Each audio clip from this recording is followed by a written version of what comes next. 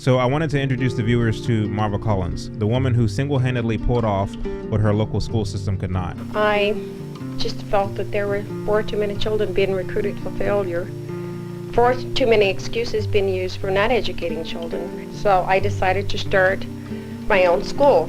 Westside Preparatory School was born September 8, 1975, located in Marva's Westside Chicago home. This day has been given to me. I can either use it or throw it away. I promise that it shall be used. When I heard the affirmations that she had the kids doing, I will be superior in my ability, it really makes me sad. in my thoughts, in my deeds, and in my actions. And you must be.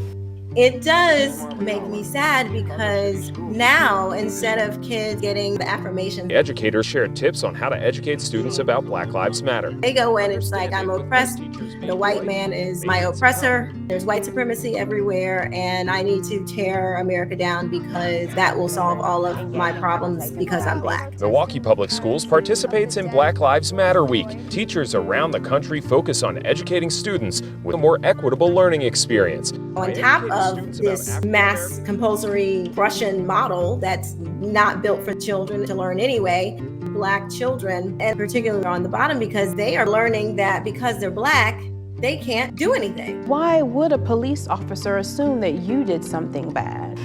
Maybe because of my skin color.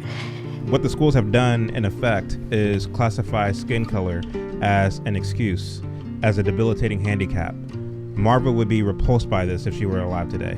Here was an educator who didn't accept excuses in her classroom. People attribute really what I do as being a miracle when it's simply hard work and preparation.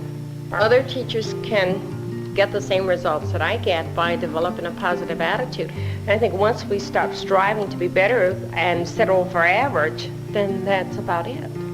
This woman was like ahead of her time. Listening to what she had to say, you could see that she was very determined to not just educate them. She was determined to build character. I'm not going to let you fail, so sit down and succeed.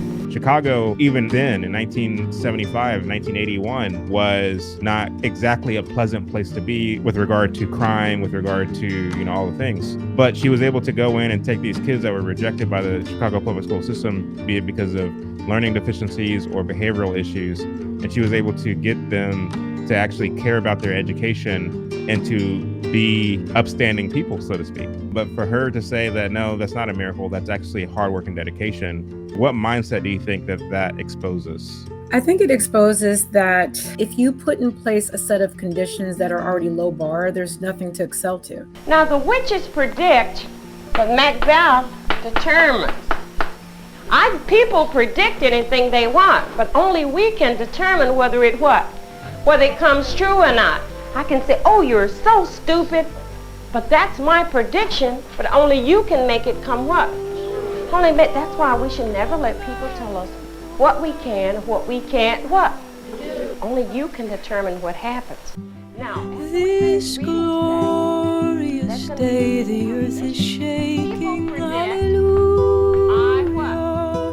Hallelujah. Okay, 9 times 9 is what? And I will join the unending hymn. Hallelujah. Hallelujah.